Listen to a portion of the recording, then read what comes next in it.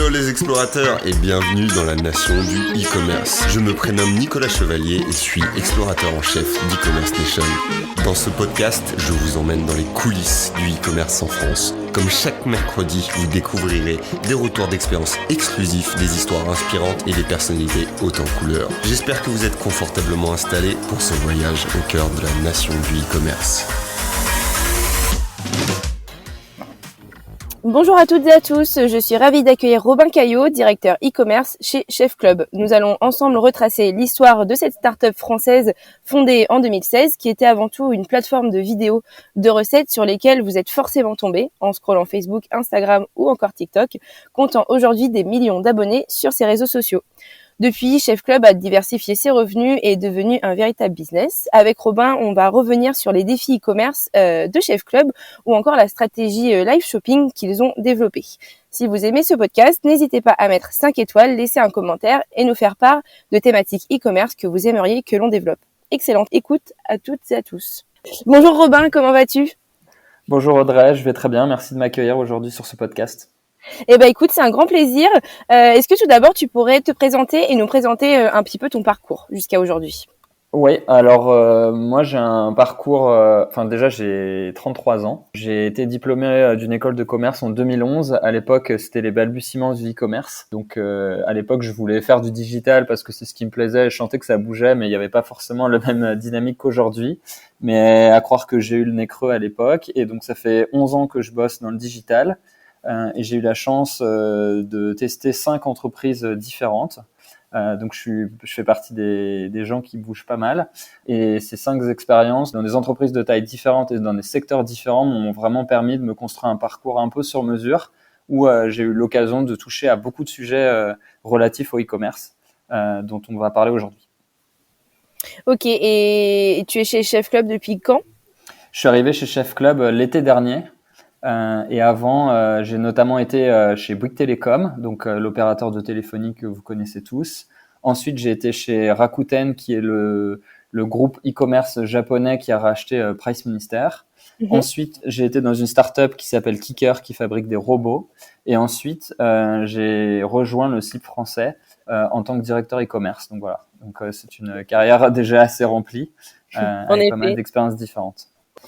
Ok, et est-ce que tu peux nous présenter, même si j'ai un peu parlé en introduction et que beaucoup de monde connaissent, mais est-ce que tu peux nous présenter Chef Club ? Oui, avec plaisir. Chef Club, c'est une entreprise française qui a été fondée par 3 frères en 2016. C'est une entreprise qui explore le monde de la cuisine et dont l'objectif est de faire venir tout le monde en cuisine dès l'âge de 3-4 ans, grosso modo. Et on s'adresse principalement aux familles. Aujourd'hui, c'est une boîte qui a une portée internationale puisque c'est la boîte numéro 1 sur les plateformes sociales autour des sujets food. D'ailleurs, le sujet food est le sujet le plus commenté sur les réseaux sociaux pour info, devant le sport, le gaming, la mode et tous les autres secteurs. Et du coup, Chef Club, à la base, effectivement, comme tu le disais en intro, c'est un média. Aujourd'hui, c'est une boîte qui est, on va dire, constituée à 2/3 de personnes qui bossent sur la partie média. Pour info, on est 120 personnes dans la boîte. Et le reste, effectivement, sur l'activité commerciale qui est en train de se développer. Et pour donner quelques chiffres autour de Chef Club, pour situer un peu la marque, grosso modo, aujourd'hui, Chef Club est suivi par 100 millions de personnes dédupliquées sur les différentes plateformes sociales, que ce soit Facebook, Instagram, Pinterest, Snapchat, TikTok et compagnie. Et ensuite, par rapport aux vidéos, notre force aujourd'hui, grâce aux différentes vidéos qu'on publie chaque jour, c'est qu'on arrive à faire 2,5 milliards de vues par mois. C'est un chiffre qui est en constante augmentation. On parle de vues uniquement organiques, donc c'est considérable. Et le dernier chiffre qui est intéressant, au-delà des 100 millions de personnes qui nous suivent et de ces presque 3 milliards de vues mensuelles, c'est la rétention qu'on arrive à faire sur nos vidéos, puisque aujourd'hui nos vues sont pas des vues de qualité médiocre, c'est des vues dans des pays occidentaux et c'est des vues en moyenne de 45 secondes. Donc c'est quasiment un record, tout secteur confondu, ce qui fait de Chef Club un des plus gros médias sociaux dans le monde aujourd'hui. Est-ce que par hasard tu sais quelle est la vidéo la plus vue ? Alors il y en a pas mal. Je crois que sur notre page LinkedIn, on a publié la recette qui a été la plus vue dans l'histoire de Chef Club. Et c'est une vidéo qui a été vue, je crois, plusieurs centaines de millions de fois. C'est pas la recette la plus originales en termes de contenu, parce qu'on a fait, comme tu t'en doutes, des trucs vraiment hors du commun. Mais du coup, c'est une recette qui a eu une très très grosse viralité. Et voilà. Après, maintenant, vu le rythme de croissance qu'on a et le nombre de vidéos qu'on produit, on arrive à reproduire des gros succès très régulièrement. Mais je vais te retrouver le chiffre. Alors, la vidéo en question, hein, elle a été vue 400 millions de fois. Et c'était une omelette tartine. Donc, tu vois, c'est pas forcément au niveau cuisine ce qui est le plus original dans ce qu'on a pu faire. Mais c'est une des plus anciennes aussi, ce qui explique certainement cela. Ben, j'avoue que moi, je tombe souvent sur les vidéos et on peut pas s'empêcher de regarder. Parce qu'à chaque fois, on a le résultat final qui apparaît en premier et après... Mais comment on fait ça? Voilà, on regarde. Effectivement, le montage des vidéos Chef Club, c'est clé dans la réussite du projet. Ouais. Et c'est une approche extrêmement scientifique. Hein. Moi, de l'extérieur, j'étais comme toi, je voyais souvent les vidéos sur les réseaux sociaux, comme beaucoup de Français et beaucoup de personnes à l'étranger. Et c'est vrai que la façon dont c'est monté, c'est extrêmement scientifique. Il y a beaucoup d'A/B tests, d'itérations. Et par exemple, pour te donner un ordre d'idée de l'exigence qu'on a, c'est qu'en gros, on ne publie sur nos réseaux sociaux qu'une recette sur 2 qu'on fait en cuisine. Donc, ça montre qu'il y a un vrai tri avec un tamis un peu pour choisir les meilleures recettes. Ok, et vous filmez des recettes tous les jours? Ouais, oui, tout à fait. En gros, aujourd'hui, on a plus d'une dizaine de cuisiniers hyper expérimentés dans les locaux. Donc, j'ai la chance d'avoir des collègues cuisiniers. Et dedans, il y a notamment 3 ou 4 chefs américains. Et après, il y a 6 ou 7 chefs français, grosso modo. Et ils réalisent des recettes toute la journée. Et en gros, il y a un trio pour chaque recette. Il y a un chef cuisinier, ce qu'on appelle un content strategist, c'est la personne qui aura défini la recette en amont et qui s'assure un peu de le déroulé de la recette et justement cette partie rétention. Et après, il y a un directeur artistique qui, lui, va s'occuper un peu de réaliser la recette en live et de la filmer avec le chef le jour J. Ok, top. Et toi, c'est quoi ton poste du coup, au sein de Chef Club? Donc ça, c'est plutôt pour la partie production de recettes. Aujourd'hui, Chef Club est une boîte atypique puisqu'il y a une dizaine de sources de revenus, hein, grosso modo. Et donc moi, je suis dans l'équipe commerciale qui est l'équipe la plus récente de l'entreprise. Et aujourd'hui, cette équipe, elle est constituée de à peu près 30-40 personnes, grosso modo. Et en gros, on s'occupe notamment de vendre les produits de la gamme Chef Club. Aujourd'hui, il y a différentes verticales produits. Donc, on vend des produits alimentaires. Donc, principalement aujourd'hui, il s'agit d'épices et de glaces. Mais on va bientôt lancer des colorants. Donc, c'est des produits qu'on lance sous la marque Chef Club et que vous pouvez retrouver dans les magasins ou en ligne. Ensuite, on a aussi lancé une gamme de livres. Donc aujourd'hui, on a une quinzaine de références et c'est la verticale produit la plus ancienne de Chef Club. On a vendu à peu près 800 000 livres depuis le lancement qu'on auto-édite. Donc c'est un travail assez considérable. Et donc là-dedans, il y a des livres pour les petits et les grands avec notamment des recettes Chef Club, évidemment. Et ensuite, la dernière verticale, c'est la verticale des ustensiles. Et à l'intérieur de cette verticale ustensile, on a à la fois des ustensiles pour les grands, avec notamment un partenariat avec Tefal qui est au bord de l'entreprise, et des accessoires pour les enfants. Et c'est ça le cœur du réacteur de notre activité commerciale. C'est tous ces produits pour les enfants entre 3 et 10 ans, grosso modo. Donc aujourd'hui, on a à peu près 25 références et ça permet d'adresser un peu tous les points complexes quand les enfants veulent cuisiner avec leurs parents ou quasi en autonomie complète. Et donc, du coup, on enrichit la gamme petit à petit en échangeant avec notre communauté. Et c'est ces produits-là qui sont aujourd'hui les produits phares de Chef Club. Ouais, c'était vraiment une demande de la communauté de faire plus des ustensiles pour enfants. En fait, tous les produits que je t'ai mentionnés là sont issus de discussions avec la communauté. Chef Club est une marque vraiment communautaire depuis le début. Et même d'ailleurs, dans les choix des recettes, il y a aussi des recettes qui sont imaginées avec des gens de la communauté. Mais après, au niveau des produits, c'est encore plus vrai. Tous ces choix-là ont été faits directement avec la communauté et pas uniquement un petit pool d'utilisateurs. Et en gros, à chaque étape de création des produits, on valide un certain nombre de choses avec les membres de la communauté. Ça peut être la couleur d'un produit, la maniabilité. Dans le cadre d'un livre, ça peut être le sommaire des recettes, la couverture. Il y a vraiment tout un tas de choses qu'on valide avec eux. Et puis, comme on est aujourd'hui une petite boîte, on est aussi obligé de faire des choix en termes de priorité. Et donc, du coup, parfois, entre 2 ou 3 idées qu'on a, on leur demande aussi de choisir. Et ça nous permet aujourd'hui, du coup, d'avoir des bonnes performances puisqu'on s'assure qu'il y a un pool de demandes dès qu'on lance un produit. Complètement.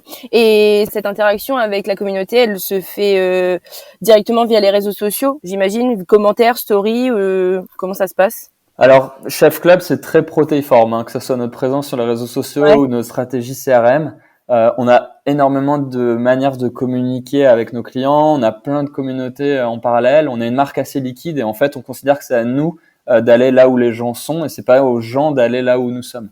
Ce qui est malheureusement un peu le défaut de certaines marques qui se veulent digitales. Nous, par exemple, tu vois, avec certaines communautés, on a créé des groupes Discord. Parfois, c'est du pur Instagram. Parfois, c'est des typeforms qu'on envoie à des clients. Parfois, c'est des échanges d'emails avec notre service client. C'est vraiment extrêmement varié. Et on fait aussi venir des gens dans nos locaux. On fait des lives en petit comité ou des sortes de Google Meet, si on veut, quoi, avec nos clients. Et on échange avec eux directement. Donc, vraiment, c'est extrêmement diversifié. Et ça fait, je pense, la force de Chef Club, puisqu'en fait, on est un peu la marque qui s'adapte aussi à ses clients et qui est un peu partout au quotidien. Ok, hyper intéressant en tout cas de découvrir ça. On disait que Chef Club était un média vidéo à la base, donc fondé en 2016. Et c'est à quel moment qu'est venu le moment où l'idée de diversifier les revenus et de vendre des produits, des livres de recettes, comme tu nous l'as dit, ou des ustensiles de cuisine? Alors en fait, Chef Club aujourd'hui pourrait être uniquement un média. Enfin, je veux dire, l'activité média en tant que telle, elle est rentable.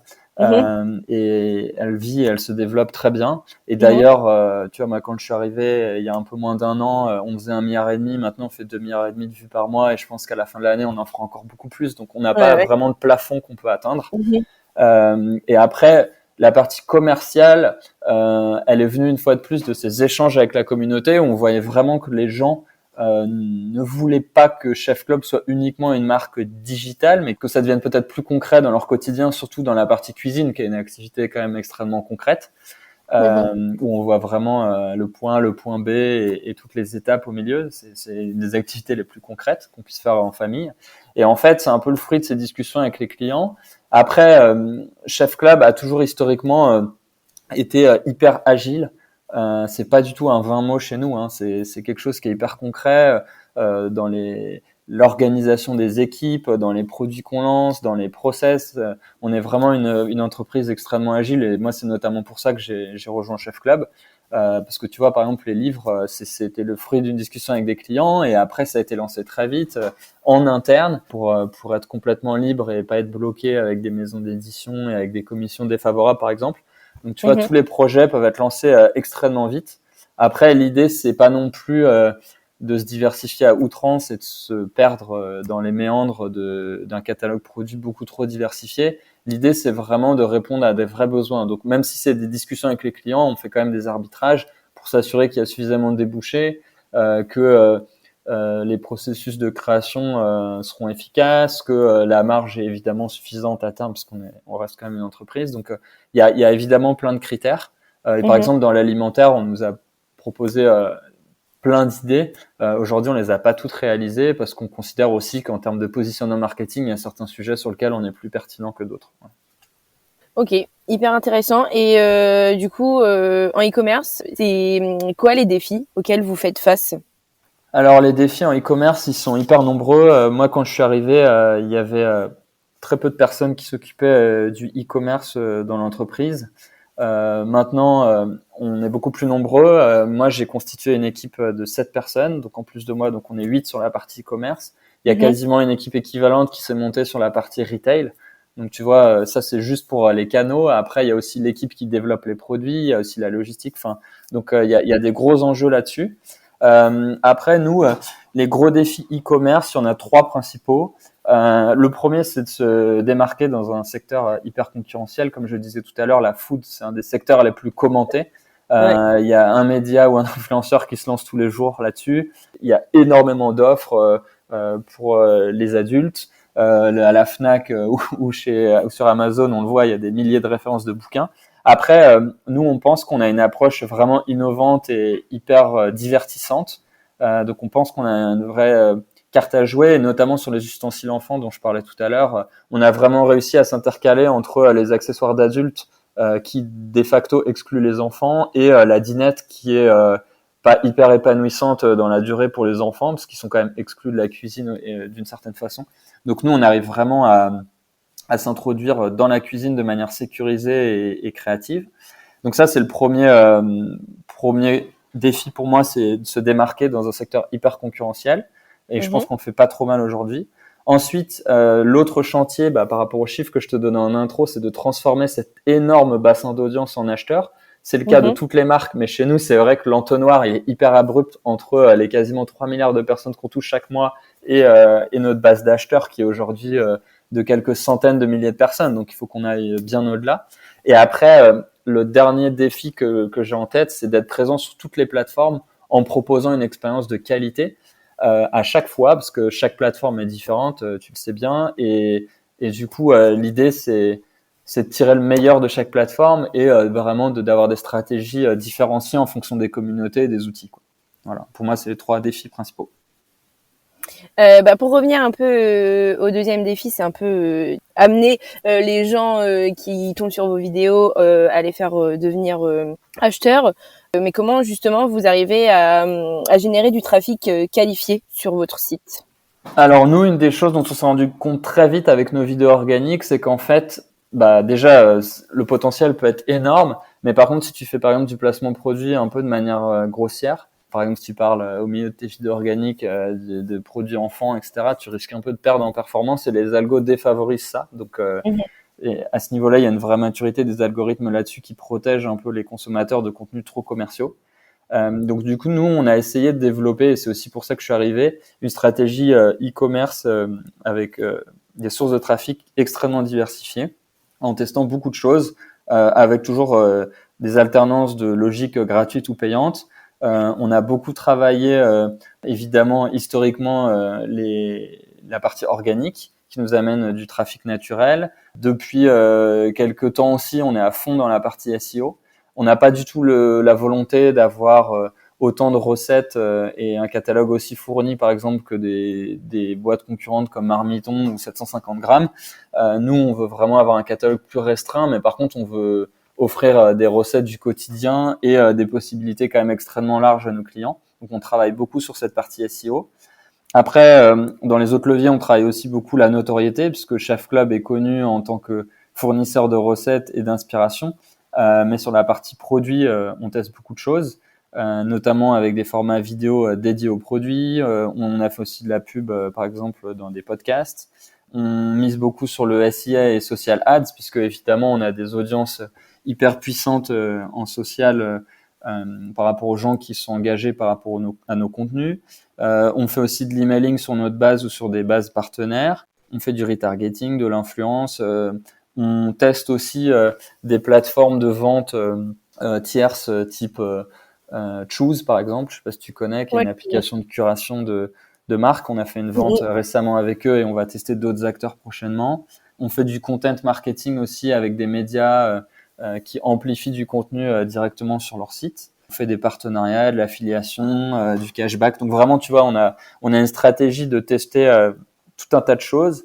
Après, on rationalisera, je pense, un peu dans la durée avec ce qui marche le mieux. Mais aujourd'hui, on a des bonnes perfs sur l'ensemble des leviers dont je t'ai parlé. Donc voilà. Donc je pense que le succès d'un trafic qualifié et volumique, c'est de pas uniquement miser sur les réseaux sociaux.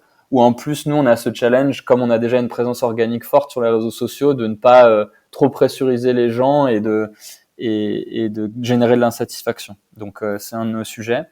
Et après, pour compléter ma réponse, je pense que un des sujets très, très intéressants aussi pour les personnes qui viennent sur notre site, c'est que Chef Club propose pas mal de contenus gratuits et différenciants, des animations.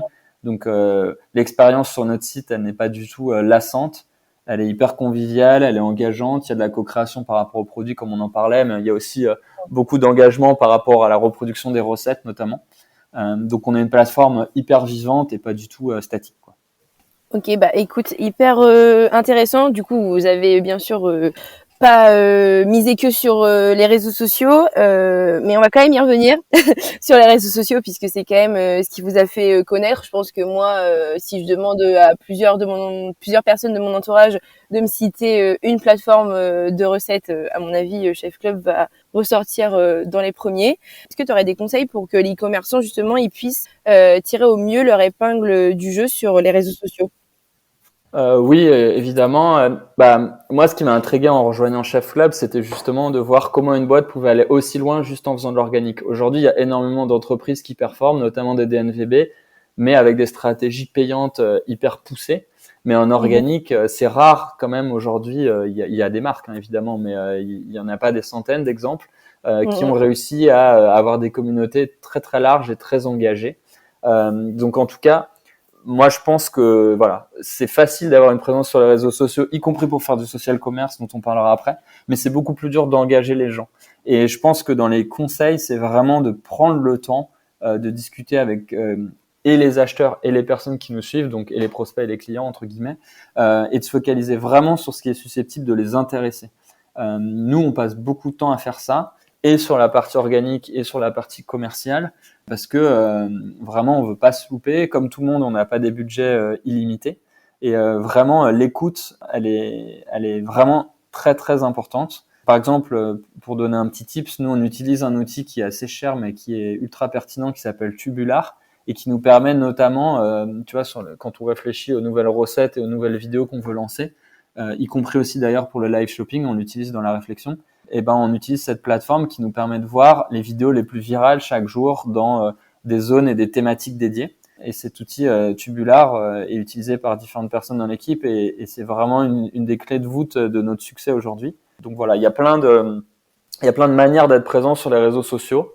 Et en tout cas, ce qui est aussi important, je pense, c'est d'avoir des présences différenciées en fonction des réseaux sociaux. Je trouve qu'aujourd'hui, pour accompagner aussi d'autres marques à côté de Chef Club, en tant que consultant, je vois qu'il y a pas mal de marques qui ont un peu une présence identique sur tous les réseaux sociaux.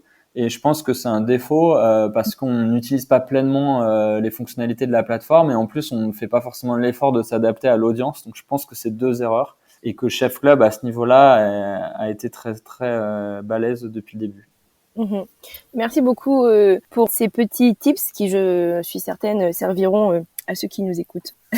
Toujours pour parler des réseaux sociaux, moi, selon une étude Accenture que j'ai vue, il y a 64% des utilisateurs qui ont effectué un achat via les réseaux sociaux en 2021. Du coup, chez Chef Club, la vente directe via les réseaux sociaux, est-ce que ça prend une part importante dans vos ventes en ligne totales? Alors, ça monte progressivement avec, j'avoue, la présence multiplateforme que l'on a. On est quand même plutôt aidé par rapport à d'autres marques. Après, clairement, donc ça c'est le côté positif. Ce qu'on constate quand même, et ça pour en avoir parlé avec pas mal d'autres marques, je pense que c'est partagé. Les réseaux sociaux aident surtout à vendre les produits phares de ta gamme, mais pour le fond de catalogue, c'est un peu plus compliqué. Et nous, même si, comme je le disais tout à l'heure, on n'est pas une marketplace avec 400 000 produits, grosso modo, avec les références de livres et d'ustensiles et alimentaires dont je parlais tout à l'heure, on a peut-être 50 ou 60 références, quelque chose comme ça. Et on voit que les ventes se concentrent en fait sur un nombre, on va dire une dizaine ou une vingtaine de produits. Donc on va dire un tiers du catalogue, et que le reste a un peu plus de mal à émerger. Après, ça reste quand même hyper intéressant, et la tendance est en forte croissance. Après, on voit très bien qu'il y a certains réseaux sociaux où il y a une maturité plus importante que d'autres. Mais il y en a qui rattrapent leur retard très vite et qui ont des approches aussi assez innovantes. Donc c'est intéressant de tester un peu tous les réseaux sociaux. Et sur quels réseaux sociaux, pour toi, il est indispensable de vendre? Alors moi, je vais parler pour Chef Club à date. Je parle pas pour tous les secteurs ou pour les autres entreprises. Mais nous, en gros, en termes de maturité aujourd'hui, là, on a les performances les plus intéressantes, c'est Facebook, Instagram et Pinterest. TikTok et Snapchat, on a des très bonnes performances par rapport à nos vidéos organiques, et on fait de la publicité dessus, et on fait aussi de l'influence dessus, évidemment. Donc ça monte progressivement, mais les fonctionnalités liées à la vente sont pas encore actives à 100% sur ces 2 plateformes-là, parce que il y a pas mal de choses qui sont testées aux US et déployées petit à petit. Donc pour l'instant, juste sur la partie purement vente, on mise plus sur Facebook, Insta et Pinterest. Mais TikTok et Snapchat sont pas en reste et arriveront rapidement au même niveau, je pense. Ok, et j'ai vu aussi que vous vous étiez lancé dans le live shopping, donc c'est vraiment une tendance qui arrive, qui était déjà présente depuis un petit moment, mais là on voit qu'en 2022 ça s'accélère un petit peu, notamment avec des grandes marques de retail qui se mettent à tester également le live shopping. Chez Chef Club, quand vous avez décidé de commencer les live shopping, et c'était quoi un peu justement les objectifs à travers ce format? Effectivement, c'est une réflexion qui est complètement en cours chez nous, enfin, qui n'est pas juste au stade de la réflexion, qui est au stade de l'action aussi. Après, la vidéo, elle a toujours été au cœur de la stratégie de Chef Club, donc la frontière entre un contenu organique et un contenu shopping chez nous, elle a toujours été assez assez friable, on va dire. Mais vraiment, la tendance s'est accélérée depuis l'été dernier. On a commencé à réfléchir depuis mon arrivée et avec d'autres équipes pour réfléchir à des formats qu'on a testés dès la fin de l'année. On est vraiment dans cette logique de tester des formats différents, exactement comme ce qu'on fait pour la partie recettes. Et aujourd'hui, on s'est fixé un objectif en 2022 de faire un ou deux live shopping par mois. Donc, tu vois, on a un rythme hyper soutenu. Et l'idée, c'est pas forcément de tester les mêmes choses évidemment à chaque fois, mais d'itérer pour trouver les formules qui marchent le mieux. Et nous, en gros, les objectifs qu'on s'est listés par rapport à tout ça, ils sont assez divers. Le premier, c'est d'essayer de proposer des contenus différents de ce qu'on propose d'habitude. Alors, quand les gens nous suivent par exemple sur Snapchat, on a différentes chaînes, un peu comme un réseau télé. Mais c'est vrai que sur les autres réseaux, c'est pas toujours le cas et ça nous permet de vraiment diversifier nos contenus. Donc ça, c'est un des enjeux principaux. Après, on essaie aussi de soutenir et d'événementialiser nos temps forts commerciaux. On a la chance dans la nourriture d'avoir des marronniers un peu toute l'année. Par exemple, tu vois, quand on fait un temps fort Chandeleur, Saint-Valentin ou Pâques, comme ça a été le cas récemment, on a essayé de mettre un dispositif de live shopping en soutien de ces événements-là pour donner encore plus d'écho. Pour nous, le live shopping, ça nous permet aussi de collecter des leads. C'est un des gros challenges pour tout le monde en ce moment, c'est comment on réduit nos coûts d'acquisition et comment on arrive à faire grossir nos bases pour augmenter le repeat. C'est les deux gros chantiers et forcément tous les dispositifs pour collecter des leads à moindre coût et des leads engagés évidemment sont les bienvenus et le live shopping aide complètement à ça. Et après, nous, ça nous permet aussi de créer de l'engagement et des focus autour de nos produits.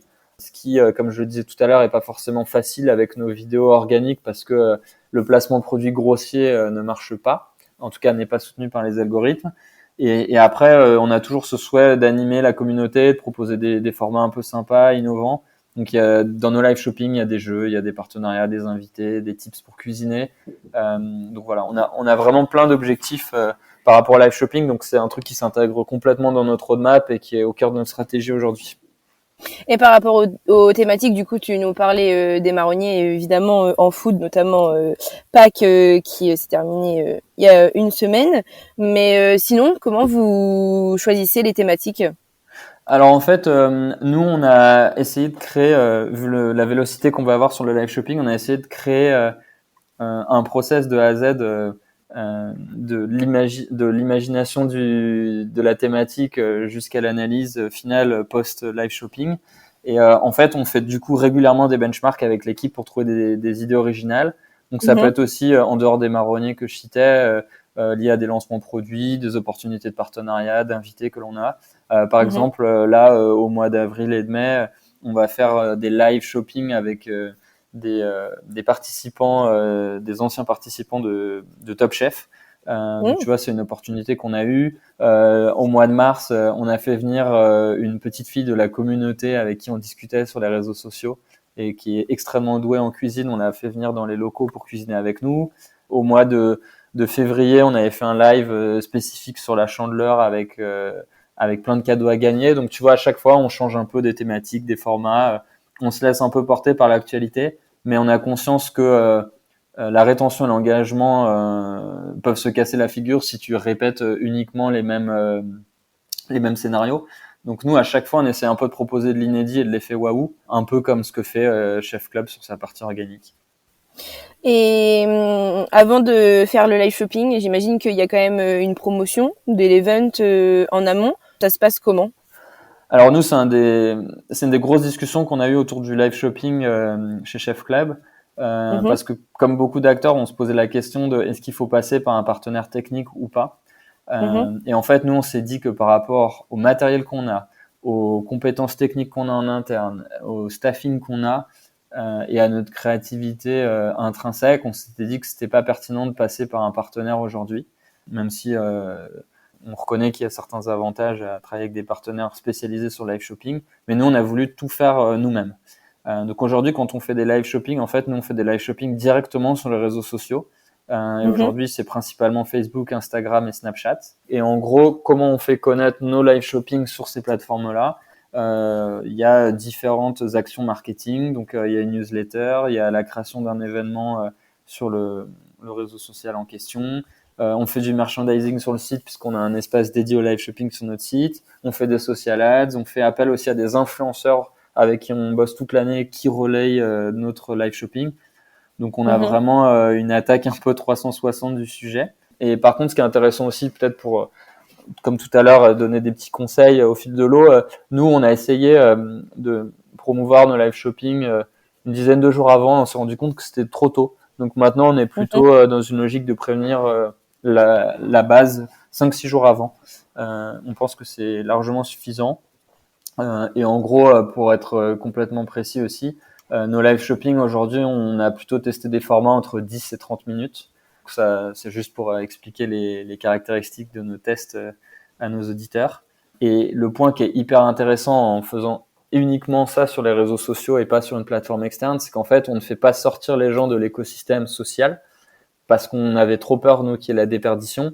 Et comme ça, on bénéficie aussi de toute la puissance des réseaux sociaux. Par exemple, nous, aujourd'hui, quand on lance un live shopping, les gens qui ont les notifs actifs sur Facebook reçoivent un message qui leur dit Chef Club est en train de démarrer son live shopping, est-ce que tu veux le regarder, etc. Et du coup, c'est hyper puissant et ça nous permet d'avoir des résultats assez dingues par rapport à des plateformes rattachées à des sites internet, quoi. Oui, j'imagine. L'horaire, le jour, est-ce que vous avez aussi une préférence? Est-ce que vous avez A/B testé un peu tout ça? Ouais, exactement. Bah nous, on est hyper humble, hein. On A/B teste tout, et les présentateurs, et le décor, et les concours. Enfin, toutes les mécaniques du live shopping sont triturées dans tous les sens. En gros, nous, par rapport à notre audience, hein, c'est toujours pareil, hein, les résultats que je partage, c'est par rapport à notre audience. Nous, ça marche bien le mercredi en fin de journée. Ok. Donc voilà, on essaye de le caler à ce moment-là. Après, avec les vacances aussi, on voulait tester un certain nombre de choses. Donc, nous, on essaye aussi en fonction des thématiques. Évidemment, par exemple, quand c'est des thématiques kids, on veut essayer de faire ça en dehors des horaires d'école. Mais après, quand c'est plus des thématiques pour les adultes, par exemple, on pouvait faire des choses à l'heure du déjeuner. Quand évidemment c'était Mardi Gras, on l'a fait le mardi. Enfin voilà, il n'y a pas de religion extrémiste au niveau des horaires. On essaye d'être hyper adaptable. Ok, ça marche. Et au niveau des résultats, combien vous avez de personnes qui se connectent en moyenne à une session live shopping? Alors nos résultats, du coup tu verras un peu nos KPI. Je pense que les deux questions sont liées, mais en gros, nous, nos lives, en les diffusant justement sur les réseaux sociaux, alors je vais surtout parler de Facebook parce que c'est là où on a les performances les plus dingues.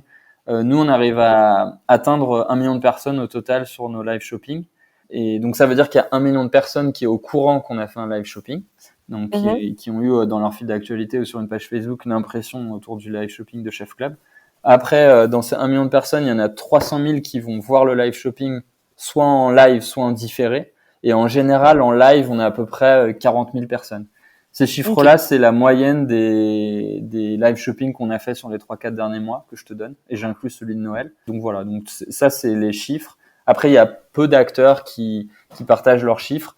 Je sais que, tu vois, sur les plateformes techniques un peu tierces, justement, un des challenges, c'est de faire venir beaucoup de personnes en live. Et moi, je sais, dans les gens qui m'entourent et qui font, dans mes alter ego, qui font le même job que moi, que voilà, déjà d'avoir quelques milliers de personnes, c'est bien. Donc, je pense que quand on a 40 000 personnes en live, c'est plutôt une belle performance. Oui. Après, c'est exactement la discussion qu'on avait tout à l'heure. C'est une audience de viewers n'est pas une audience d'acheteurs. Donc, après, le travail, c'est de transformer ces gens-là en acheteurs. Et nous, en général, les lives, ils génèrent à peu près 5000 interactions en moyenne. Donc, les likes, les partages, les commentaires. Et donc là, les chiffres que je te partageais, c'est des stats Facebook, et à ça, il faut additionner les stats Insta et Snap quand on utilise aussi ces canaux-là. Mhm. Ok. À part l'engagement et le nombre de vues, est-ce que vous avez d'autres indicateurs de KPIs que vous prenez en compte pour déterminer si oui ou non ce live shopping il a fonctionné? En fait, nous, le live shopping, on le voit vraiment comme une campagne marketing au sens pur du terme. Et donc, du coup, on a une approche extrêmement héroïste. Donc, en Ok. gros, on regarde un peu tout ce que ça nous coûte et tout ce que ça nous rapporte. Et donc, évidemment, on va au-delà que des KPI dont je t'ai parlé, parce qu'on le met au regard du temps qu'on y a passé, du nombre de personnes que ça a mobilisé. Et en général, on est une équipe de 6 ou 7 à bosser sur chaque live shopping, donc c'est quand même du monde. Et donc, on regarde aussi tout ce que ça fait en dehors des vues et des interactions. Évidemment, est-ce qu'on a collecté des leads? Est-ce qu'on a généré du business avec les codes en général qu'on partage? Comme ça nous permet de traquer les ventes. Donc en fait, on essaie vraiment de regarder ce que ça nous rapporte par rapport à tout le temps que ça a pu nous prendre. Après, il y a quand même des choses qu'on ne peut pas mesurer, qui sont des KPI plus qualitatifs. C'est la progression de la notoriété autour de Chef Club, l'attractivité de Chef Club comme une marque innovante et toujours plus proche de ses clients. Ça, c'est des choses qui sont plus difficilement mesurables. Après, nous, chez Chef Club, pour vraiment analyser un projet de A à Z, on ne veut pas avoir 15 KPI, on essaie d'en avoir un nombre restreint pour vraiment se dire à la fin, est-ce qu'on continue ou est-ce qu'on arrête. En tout cas, nous, de notre point de vue, les live shopping sont hyper satisfaisants et on essaie aussi de faire tourner un peu des questionnaires et voir est-ce que ça plaît aussi à notre audience et ça leur plaît. Et on a des nouvelles personnes qui nous rejoignent à chaque fois. Donc, c'est un bassin qui est renouvelé assez régulièrement aussi.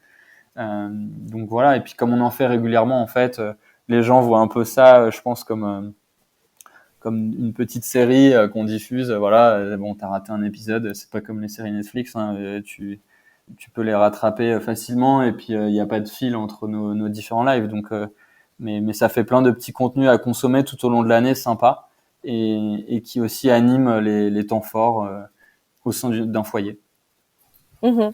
Et écoute, c'est hyper intéressant. On n'avait jamais abordé trop le live shopping de façon aussi détaillée dans notre podcast. Donc c'est chose faite et plein de tips et de conseils qui, je pense, serviront vraiment aux marchands qui nous écoutent et qui veulent se lancer dans le live shopping.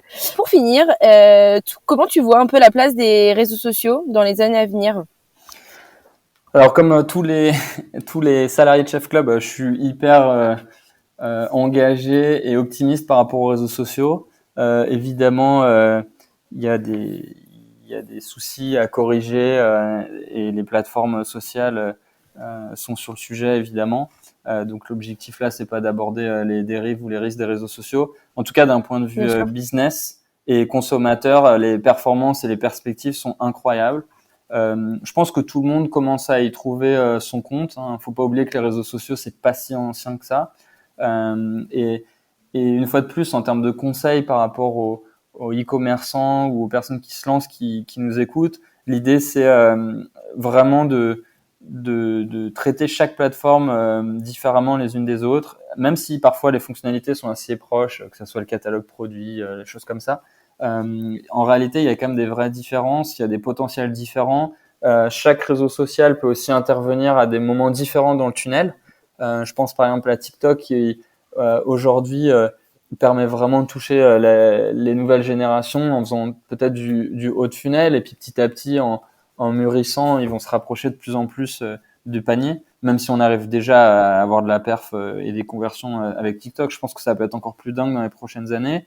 En tout cas, moi, je considère vraiment les réseaux sociaux comme des canaux de vente à part aujourd'hui. Et je sais que chez Chef Club, on est tous alignés là-dessus. Pour nous, c'est des canaux de vente au même titre que notre site en propre qui est sur Shopify ou que les marketplaces type Amazon ou les autres marketplaces qu'on pourrait activer, quoi. On met vraiment tout ça au même niveau et c'est pas le parent pauvre. De par la nature et l'origine de Chef Club, nous, les réseaux sociaux, c'est le poumon de Chef Club. C'est ça aujourd'hui sur lequel on passe le plus de temps. Donc nous, on est hyper optimiste. Et en plus, on a des discussions hyper poussées avec les réseaux sociaux. Et c'est vrai que on voit toutes les évolutions, les tests qui sont en cours, aussi dans la presse spécialisée. On voit qu'aux États-Unis, il y a plein de choses qui sont en train de frémir. Donc c'est très cool. Et je pense qu'il y a des opportunités assez incroyables pour les consommateurs et les entreprises dans les prochaines années. Complètement, je ne peux être que d'accord avec toi. J'ai fait un peu le tour de ce que je voulais évoquer avec toi aujourd'hui. Je vais te laisser le mot de la fin. Est-ce que tu as quelque chose à ajouter à tout ce qu'on vient de partager? Non, je voulais vous remercier à tous de nous avoir écoutés, de m'avoir invité. J'étais très content de parler des réseaux sociaux, du social commerce et du live shopping avec vous. Il y a plein d'autres sujets qu'on pourrait aborder sur le e-commerce.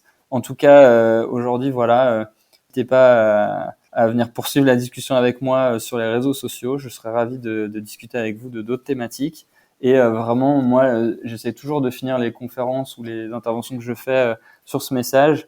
Vraiment, le digital, c'est l'école de l'humilité. Donc, il faut en permanence tester, repartir un peu de zéro chaque mois parce qu'il y a peu d'enseignements qui restent valables dans la durée. Donc, il faut s'adapter aux clients, il faut les écouter, il faut benchmarker pour voir ce que la concurrence fait parce que il y a tellement de possibilités que c'est hyper important de s'alimenter tous les jours. Et puis après, voilà, quand il y a des pistes pertinentes qui se dégagent, il faut essayer de les creuser au maximum. Mais voilà, moi, c'est ça qui me plaît en tout cas aujourd'hui dans l'e-commerce. Super, et merci beaucoup Robin, et puis je vous mets bien sûr en description le site de Chef Club pour que vous voyez un peu les produits dont on a parlé à travers ce podcast. Merci beaucoup Robin. Merci beaucoup.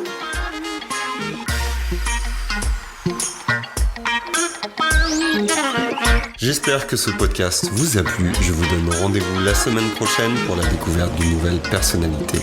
N'hésitez pas à vous abonner au podcast des explorateurs du e-commerce sur votre plateforme préférée et à partager sur les réseaux si vous avez apprécié cet épisode. À très vite pour de nouvelles aventures et n'oubliez pas que l'exploration se poursuit sur e-commerce Nation.